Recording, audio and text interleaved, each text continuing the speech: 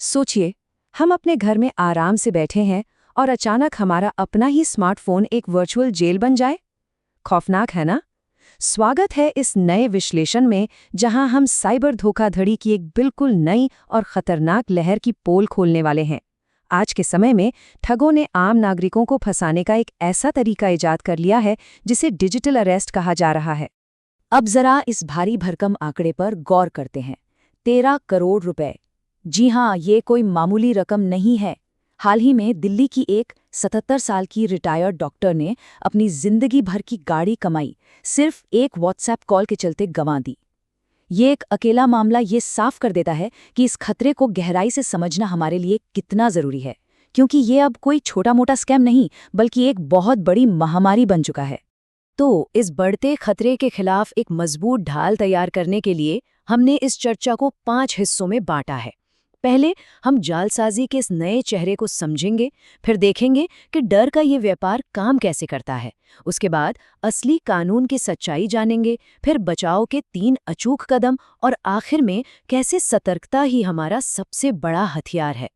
चलिए सबसे पहले बात करते हैं सेक्शन 1 की, जालसाजी का नया चेहरा।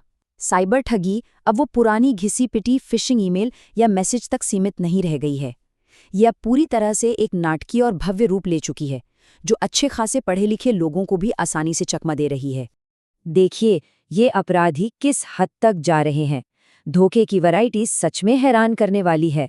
मतलब फतेहपुर में एक गिरोह ने बिल्कुल स्पेशल 26 फिल्म की तरह पुलिस की वर्दी पहनकर फर्जी सोने के सिक्कों की रेड डाल दी। बरेली में तो बाप बेटियों ने खुद को आईएएस अफसर बताकर सरकारी नौकरी दिलाने के नाम पर लाखों ठग लिए। वहीं लातूर में एक 25 साल के लड़के ने यूपीएससी इंटरव्यू का फर्जी वीडियो दिखाकर चोरी का सामान बरामद कराने का झांसा दे डाला।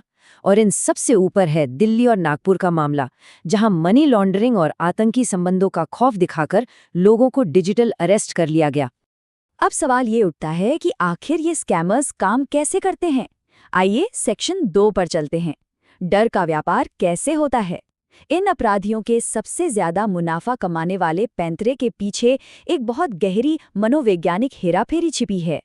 इस पूरे खेल में सबसे बड़ा हथियार है डिजिटल कन्फाइनमेंट, यानी आपको वर्चुअली कैद कर लेना। होता क्या है कि ये स्कैमर्स, जो अक्सर कंबोडिया या म्यांमार जैसे देशों में बैठे होते हैं, आपको लगातार वीडियो कॉल पर रहने के लिए मजबूर करते हैं। और पीछे का बैकग्राउंड बिल्कुल किसी असली पुलिस स्टेशन या कोर्टरूम जैसा बना होता है, जिसमें भारत का राष्ट्रीय ध्वज और सरकारी लोगो तक लगा होता है। इसका सीधा सा मकसद होता है इंसान का बाहरी दुनिया से संपर्क काटना और उसके मन में इतना खौफ पैदा कर देना कि वो कुछ और सोच ही ना पाए। इनका एक पूरा सेट प्लेबुक है। ये एक ऐसी सोची समझी रणनीति है जो हमारे सोचने समझने की क्षमता को डर से दबा देती है। स्टेप 1, सबसे पहले एक नकली पुलिस अधिकारी का वीडियो कॉल आता है। स्टेप 2, फिर वो आधार कार्ड के मनी लॉन्ड्रिंग या आतंकी गतिविधियों से जुड़े होने का कोई फर्जी आरोप लगाते हैं। स्टेप 3, इसके बाद वो कैमरे पर ही डिजिटल कन्फाइनमेंट शुरू कर देते हैं।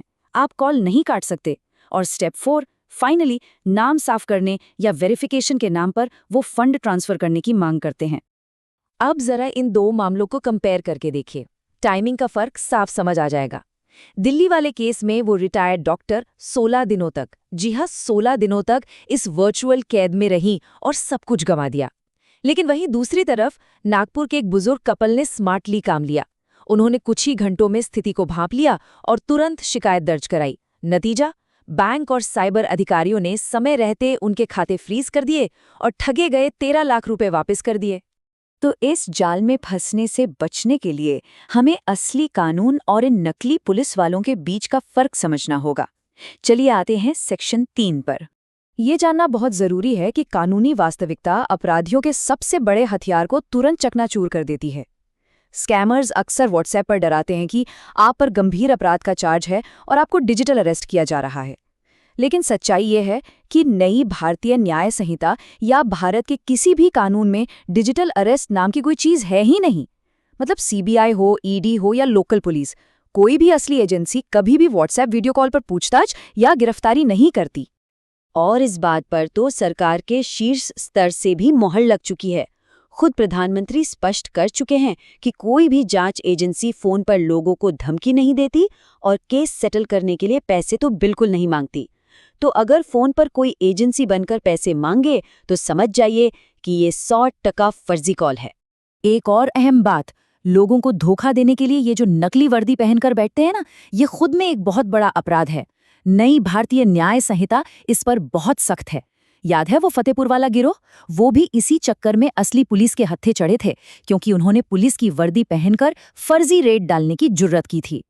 खैर, कानून तो हम समझ गए, लेकिन अगर कभी सच में हमारे साथ ऐसा हो जाए तो क्या करें? ये हैं सेक्शन 4 बचाव के 3 अचूक कदम, क्योंकि एक ठोस एक्शन प्लान ही बैंक खाते को बचा सकता है। अगर कभी भी कोई वीडियो कॉल पर गिरफ्तारी की धमकी देकर पैसों की मांग करे, तो बिना किसी हिचकिचाहट के बस ये 3 काम करने हैं। पहला, तुरंत कॉल काट दें और उस नंबर को ब्लॉक करें। डरना बिल्कुल नहीं है।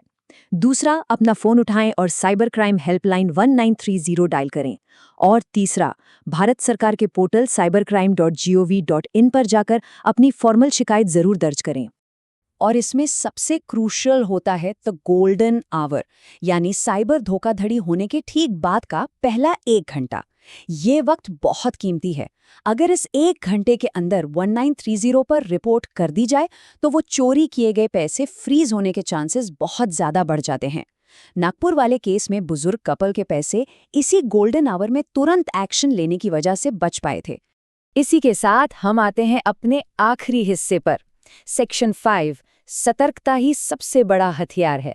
देखिए, स्मार्टफोन और इंटरनेट तो बस टूल्स हैं। हमारी असली ढाल हमारा अपना सतर्क दिमाग है। कुछ बुनियादी रेड फ्लैग्स हैं जिन्हें हमें हमेशा याद रखना चाहिए। असली पुलिस कभी ये नहीं कहती कि इस बारे में अपने परिवार को मत बताना। असली अदालतें कभी व्हाट्सएप वीडियो कॉल पर काम नहीं करती, और कोई भी असली एजेंसी कभी भी किसी तथाकथित सेफ अकाउंट में पैसे ट्रांसफर करने के लिए नहीं कहती। इन बातों को अगर हम तुरंत पहचान लें तो स्कैमर्स का बनाया हुआ सारा खौफ वहीं खत्म हो जाएगा। तो सब कुछ जानने के बाद एक सवाल जो हमें खुद से पूछना चाहिए, क्या हम अपने अगले वीडियो कॉल के लिए तैयार हैं? उम्मीद है कि इस पूरी चर्चा के बाद अगर कोई नकली अफसर कभी वीडियो कॉल करता भी है तो हम बिना किसी डर के सीधे फोन काट देने की हिम्मत रखेंगे, क्योंकि सही जानकारी ही बचाव है और यही वो हथियार है जिससे इस डिजिटल अरेस्ट की महामारी को रोका जा सकता है।